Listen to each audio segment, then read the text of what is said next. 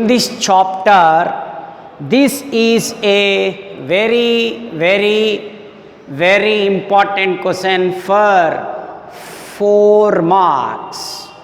The topic is behavior of mass loaded wire. If you get this in the examination, first you draw this graph. Along x-axis you take strain, along y-axis you take a stress, then you must draw the graph like this. It carries 1 mark. Then after here the points are there: A, B, C, D. A, proportional limit. B, elastic limit. C, yielding point.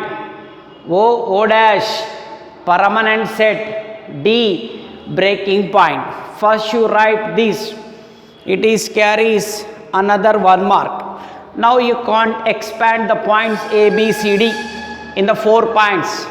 Number 1, proportional limit. Number 2, elastic limit. Number 3, yielding point or permanent set. 4, breaking point. Here point A, here point B, here point C, and here point D. You must be expand that 4 points. Now let us take one wire. You take one wire suspended by the mass. Suspended by the mass. Then remove it. What happened? Then after increase the mass, remove that. What happened? Again increase the mass. What happened? Means when the mass is increases, what will happen in the wire, that we want to discuss under this topic. Now let us see. First one, proportional limit. In the linear position of OA, stress is proportional to strain. That is, Hooke's law is obeyed by the wire up to a point A. The graph is a straight line. Whenever the stretching force at A is removed, the wire regains its original length. So A is called proportional limit. This is the way to write. But in shortcut, let us take the wire. Increase the mass gradually. Up to the point A. Up to the point you increase the mass. So what happened? The wire is like this, become as a in the stretched form. Then after remove that one. Then after you remove that, regains original shape. But here this is very important. It obeys Hooke's law. Means when we plot a graph between stress and strain, what we can get? We get the straight line. But what happened? Hooke's law is obeyed. Which one? Hooke's law is obeyed by the wire up to point A. Means slowly increase the mass. Then stress is proportional to strain up to a point A. Up to a point A obeys the Hooke's law and remove the mass. Regains its original shape or original length. So A is called proportional limit. Now it is over. Means up to A, it obeys Hooke's law, and here stress is proportional to strain. We know up to the point A, the mass is suspended on it. Then after increase the mass. In the graph B is elastic limit. Means through the wire does not obey Hooke's law at B. The wire regains its original length after removing the stretching force at B. Up to point B, the wire is under elastic limit. We know when the mass is increases up to a point A, stress proportional to strain obeys Hooke's law. Remove the mass, regains original shape. We know at which point the wire obeys Hooke's law and increase the mass. Now it is stretched. But wire doesn't obeys. Wire doesn't obey Hooke's law at point B, but regains its original length.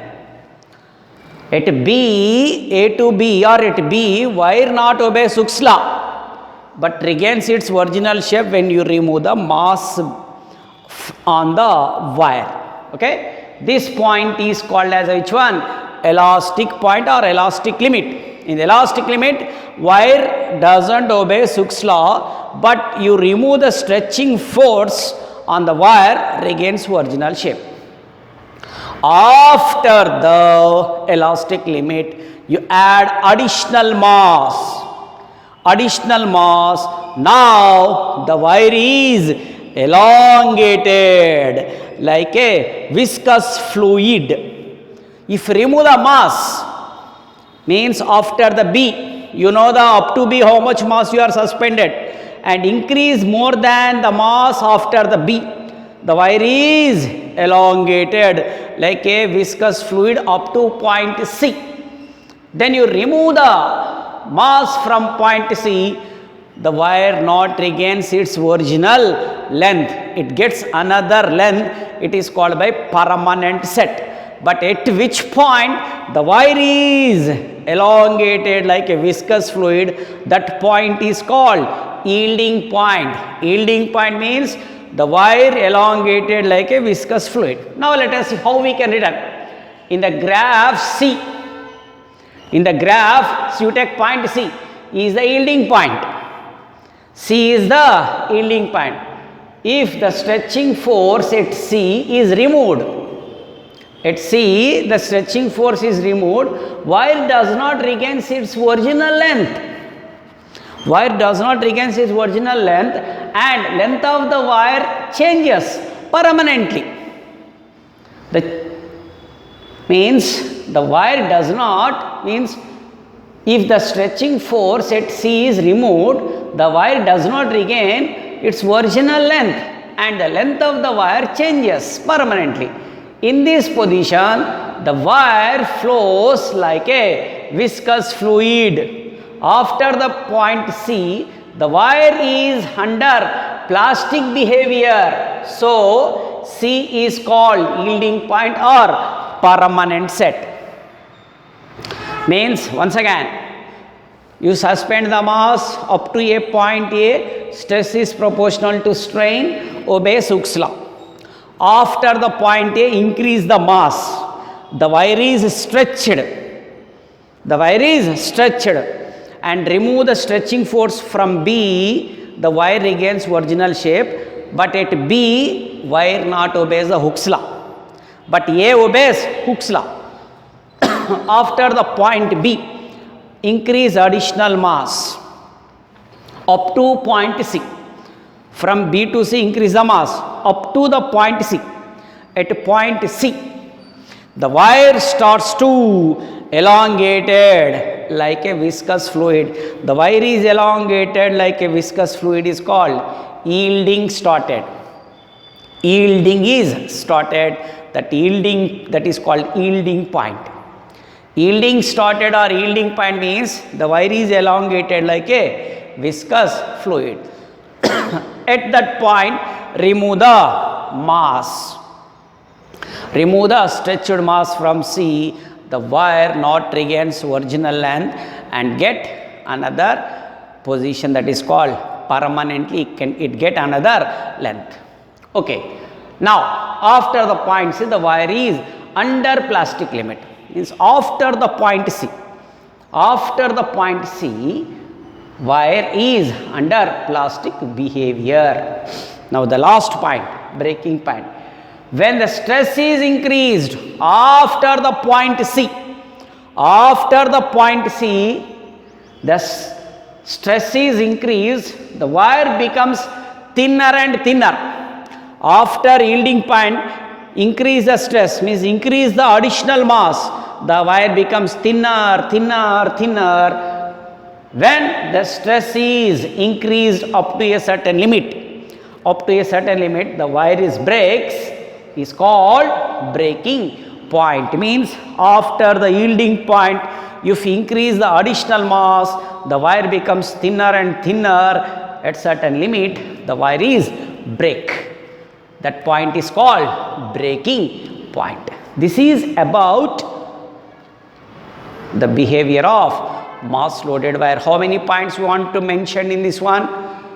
Proportional limit obeys Hooke's law. Elastic limit not obeys Hooke's law. Proportional limit obeys Hooke's law. This is the main point. Elastic limit not obeys Hooke's law. In proportional limit, the wire regains original shape after removing the stretching force.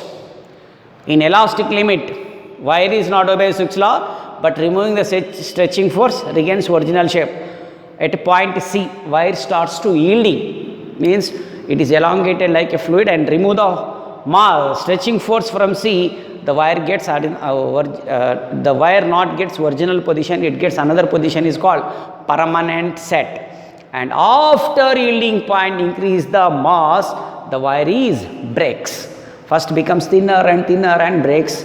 At which limit the wire is break, that point is called breaking point. You must be write these 4 points elaborately. In shortcut, proportional limit obeys Hooke's law.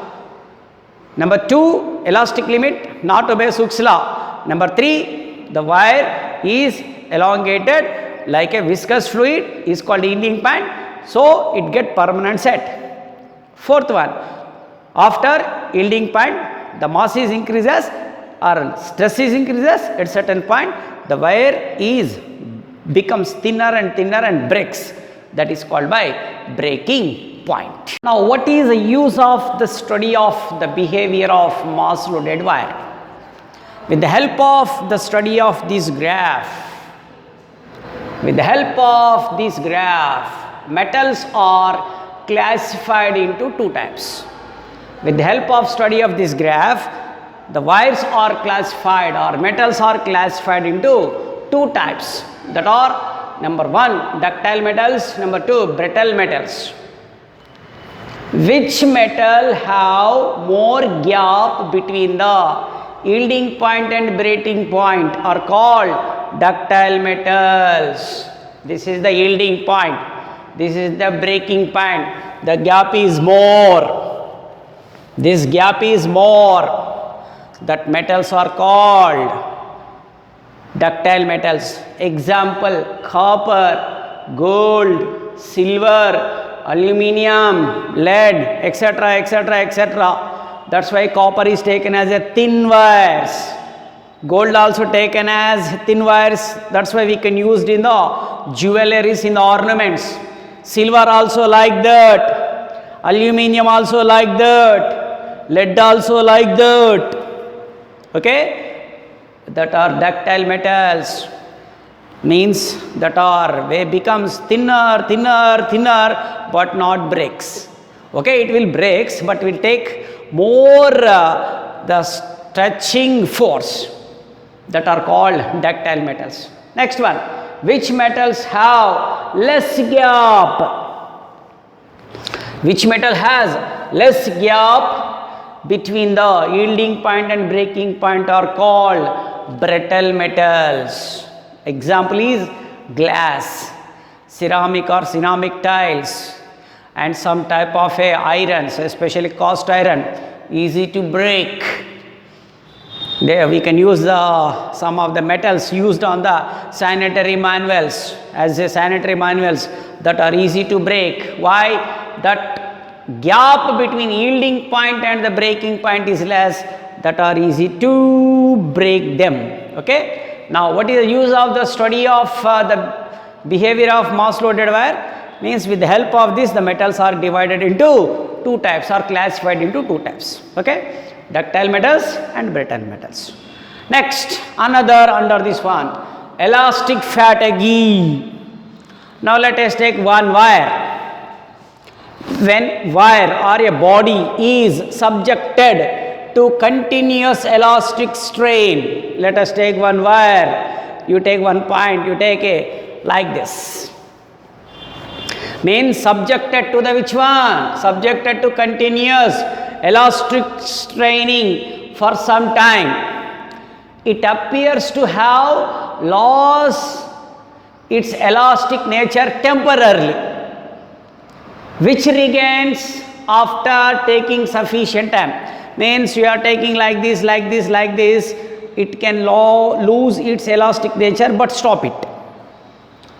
After taking sufficient time, sufficient rest, this behavior is called elastic limit. Means you take a wire, take a continuous stress at one point.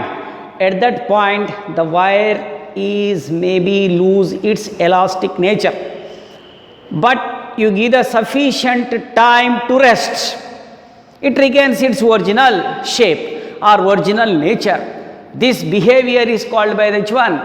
Elastic fatigue. If sufficient rest is not given, sufficient rest is given, it gets its natural properties, that is called by elastic fatigue.